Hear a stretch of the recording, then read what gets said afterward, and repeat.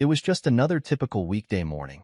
I pulled into the driveway after my daily commute and saw Emily's car already parked outside our two-story suburban home. Grabbing my briefcase, I headed inside, eager to see my beautiful wife and kids after a long day at the office. "Honey, I'm home," I called out as I opened the front door. The delicious aroma of Emily's cooking filled the air. I could hear the faint sounds of the TV coming from the living room where our 5-year-old son Tommy was likely watching his favorite cartoon. Emily emerged from the kitchen, an apron tied around her waist, her long brown hair pulled back into a messy bun. Even after 7 years of marriage and 2 kids, she still took my breath away. "Hey you," she greeted me with a warm smile, planting a quick kiss on my cheek. Something smells amazing," I remarked, pulling her in for a proper hug. "Beef stew, your favorite," Emily replied. "Dinner will be ready soon. How was your day?" As we chatted about the usual daily happenings, our 3-year-old daughter Emma came toddling in, rubbing the sleep from her eyes after an afternoon nap. Emily scooped her up, kissing her soft cheek. Just a regular evening in our perfectly ordinary suburban life. After we'd eaten dinner together as a family, I settled onto the couch to watch some TV while Emily cleaned up in the kitchen. Tommy was on the floor, his little hands maneuvering the game controller as he battled aliens and robots on the TV screen. From the corner of my eye, I noticed Emily's phone lighting up on the end table next to me. Figuring she'd want to know who was calling or texting, I leaned over to check the notification. It was a text from someone named Alex. I assumed it was just a coworker or friend until I read the actual message. "Can't wait to see you tonight, beautiful. Same place as always." My stomach twisted into a knot as I reread those words over and over again. What did this mean? Was my wife having an affair? No, it couldn't be. There had to be some other explanation. I quickly put the phone back down, my heart pounding in my chest, as Emily strolled back into the living room. She shot me a quizzical look, probably wondering what had me so flustered all of a sudden. "You okay, babe?" she asked, taking a seat next to me on the couch. I opened my mouth to confront her about the suspicious text, but the words wouldn't come out. What if I was just overreacting? Emily and I had been together for almost a decade. She was the love of my life. We had 2 wonderful children, a beautiful home, and a partnership built on complete trust and honesty. At least, that's what I'd always believed. Yeah, I'm fine," I managed to stammer out finally. "Just feeling a little run down from work, I guess." Emily reached over and began gently massaging my shoulders. "Well, you've been putting in a lot of overtime lately. Why don't you take a hot shower and I'll have a glass of wine waiting for you? We can relax and unwind a bit before bed." I forced a smile and nodded, allowing her to guide me towards the stairs and up to our bedroom. As I stood under the scalding stream of water in the shower, desperately trying to clear my head, flashes of that incriminating text kept replaying in my mind. Was Emily cheating on me? And if so, with who? This Alex guy? How long had it been going on? All the pieces of our seemingly perfect life together began crumbling before my eyes. Over the next few weeks, I was on high alert, scrutinizing Emily's every move and behavior for any other potential signs of infidelity. Most nights when I arrived home from work, her car wasn't in the driveway. When I asked where she'd been, Emily claimed she had stopped at the grocery store or run some other trivial errand. But her excuses started to sound increasingly implausible and rehearsed. Then there were the little things. Her phone constantly buzzing with texts that she quickly brushed aside. The way she'd hastily shut her laptop whenever I entered the room. Emily was more distant and preoccupied, bickering with me over the smallest things. I recognized all the classic signs that our marriage was headed for trouble. One night, after tucking the kids into bed, Emily claimed she had to work late at the office to prepare for an important presentation the next morning. Sounded reasonable enough on the surface. But once again, that nagging intuition inside me persisted, urging me to dig deeper. I decided to take a risk and follow her to this supposed work obligation. As Emily pulled out of our neighborhood, I maintained a safe distance behind her in my own car. My heart was racing with anxiety and fear over what I might discover. To my dismay and heartbreak, Emily didn't drive towards her office building downtown. Instead, she parked outside a nondescript motel on the outskirts of the city, the kind of seedy establishment people only visited for one reason. I watched in stunned disbelief as a man got out of his own vehicle and approached Emily's car. It was him, Alex from those illicit text messages. My wife emerged and they immediately fell into a tight embrace, kissing passionately. The reality I had desperately tried denying finally smacked me across the face. Emily was having an affair. With shaking hands, I grabbed my phone and snapped a couple photos of the two of them together, needing proof of her betrayal. As much as it shattered me to witness my wife being so intimate with another man, I couldn't tear my eyes away from the sickening scene unfolding before me. Eventually, Emily and Alex disappeared inside one of the motel rooms, the curtains abruptly drawn. Hot tears of anguish and rage blurred my vision as I replayed that moment over and over. The way Emily looked at him with such affection and desire. Was that the same way she used to look at me before our spark faded? Or had it always been an act on her part? A horrible lie that was my entire marriage? I don't know how long I sat there in my idling car, coming to grips with Emily's unfaithfulness. Should I interrupt their tryst in progress? Demand answers then and there? Or bide my time and carefully collect more evidence first? By the time Emily finally returned home in the wee hours of that fateful morning, my emotions had settled into a cold, simmering fury. There would be no hysterics or melodrama. If she thought she could so brazenly disrespect me and our vows, I refused to give her the satisfaction of seeing me crumble completely. "You're still up?" Emily asked in a hushed tone as she crept into our bedroom, clearly not expecting me to be awake. My eyes remained fixated on her with an icy gaze, taking in the mussed hair and guilty expression she wore. "Working late again, huh?" The accusatory sarcasm in my voice was unmistakable. Emily opened her mouth to respond, but I swiftly cut her off. "Save it. I saw you with him. At that motel." A fleeting look of panic crossed her features before the mask quickly fell back into place. "Jack, I can explain." "There's nothing to explain," I interrupted again, my voice eerily calm despite the storm of emotions raging inside me. "After 7 years together, 2 kids, and everything we've built, you threw it all away for what? A cheap fling behind my back?" Emily's face crumpled, tears streaking down her cheeks as she shook her head adamantly. "No, baby. No, I swear it's not like that at all. I still love you. This thing with Alex, Don't," I warned her, holding up one hand. I couldn't bear to hear whatever poor justification or excuse she tried feeding me next. "Just don't." We sat in tense silence for what felt like an eternity, letting the weight of her sordid betrayal and my absolute devastation really sink in. Our marriage, the life we'd built together, was in ruins. Finally, Emily spoke up in a small, shaky voice. What happens now?" My jaw clenched as I stared back at her with resolution. There was no other choice, no way to regain the trust after something like this. "We get a divorce," I stated flatly. "It's over." Those 3 words seemed to suck all the air out of the room. Emily's face crumpled, a fresh wave of tears spilling down her cheeks as the weight of my ultimatum struck her. "Jack, please, don't do this," she begged, her voice trembling. "I made a mistake, a horrible mistake, but I still love you. We can work through this. I know we can." I shook my head firmly, resolute in my decision. "There's no coming back from this, Em. You shattered my trust, my faith in everything we built over the last 7 years. How can a marriage survive something like that?" Her shoulders sagged in defeat, realizing there would be no talking me out of ending our doomed union. In that moment, I didn't have an ounce of sympathy or warmth left for the woman I had once loved more than life itself. The Emily I knew was already dead to me.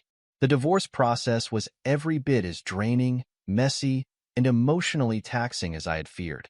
We sat across from each other in our respective lawyers' offices, dividing up assets and splitting time with the kids through tense, pointed negotiations.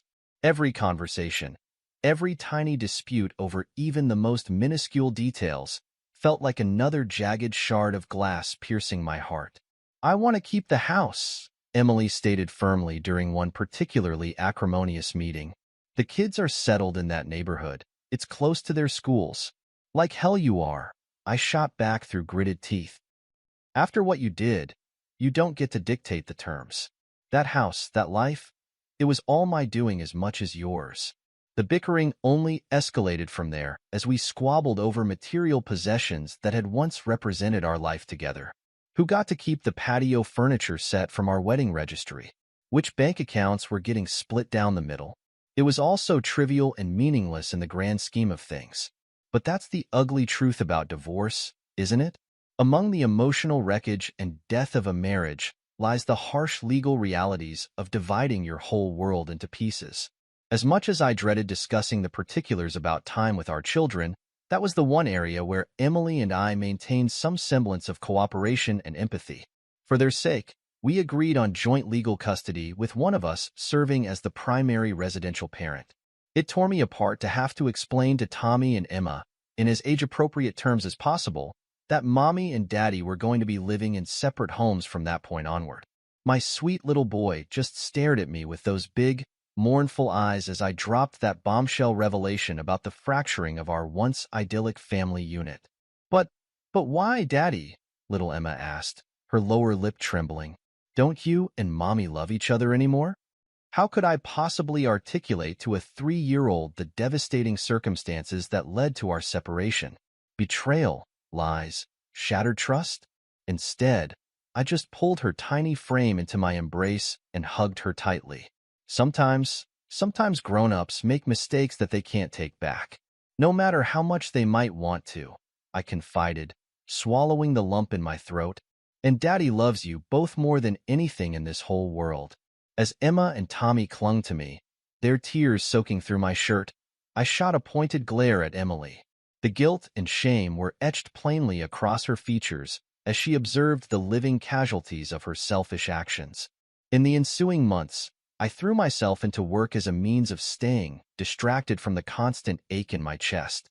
Dating was the furthest thing from my mind as I tried navigating this strange new existence as a single father. Emily, on the other hand, started seeing other men again shortly after our separation. I tried not to let it get to me, attempted to convince myself she had that right after our marriage disintegrated. But every time I dropped the kids off at her new apartment, only to find some unfamiliar man's car already in the lot, a fresh spike of fury lanced through me. Was she hooking up in front of our children? Parading new boyfriends in and out of their lives before the ink was even dry on our divorce papers? The mere thought made me physically ill. Still, I bit my tongue and maintained a cool, courteous facade around Emily whenever we interacted directly. The last thing I wanted was for Tommy and Emma to pick up on all the underlying tension and animosity. Then one day, while driving Emma to her weekly dance class, she dropped a bombshell of her own from the back seat.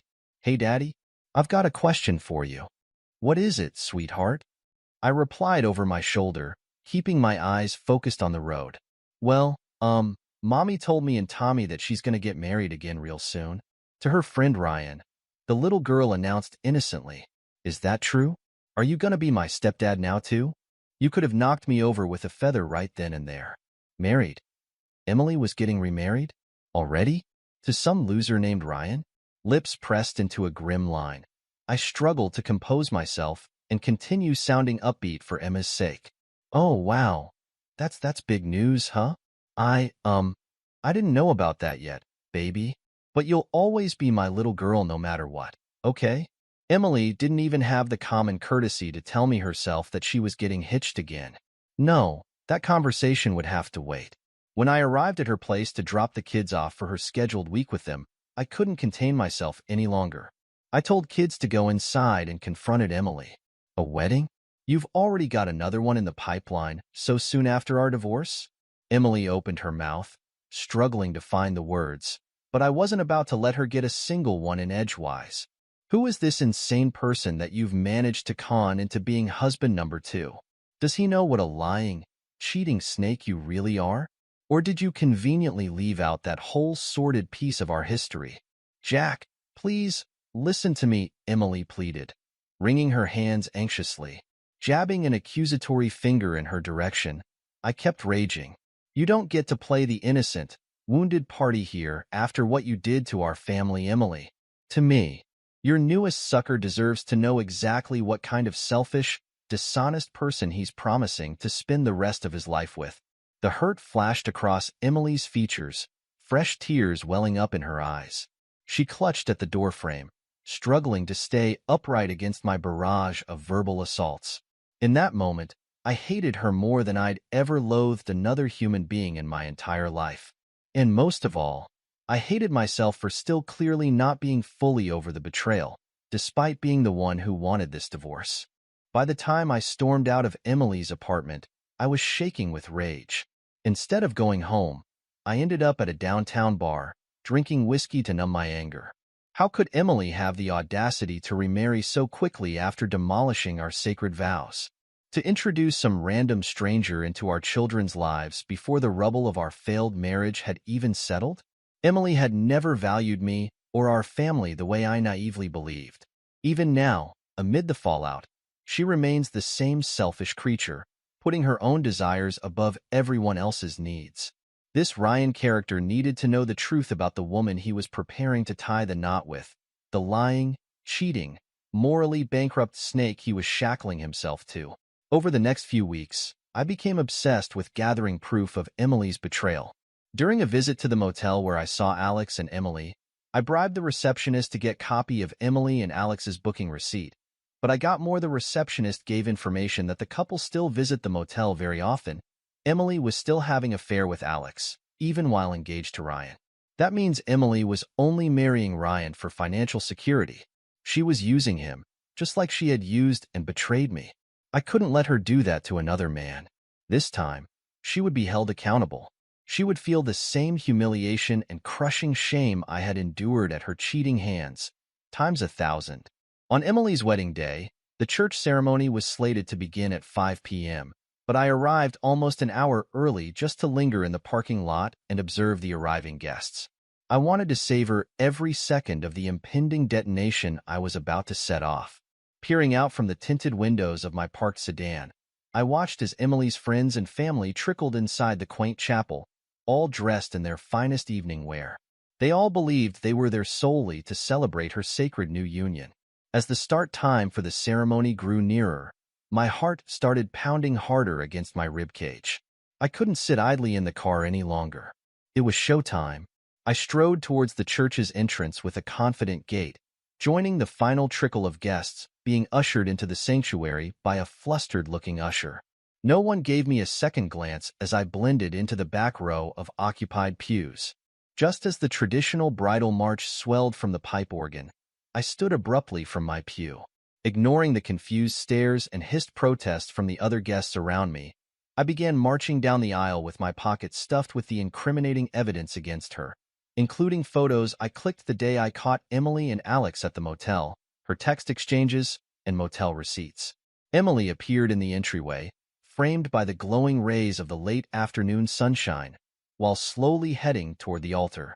Emily's lips parted in a stunned, silent question as confusion when her eyes met mine.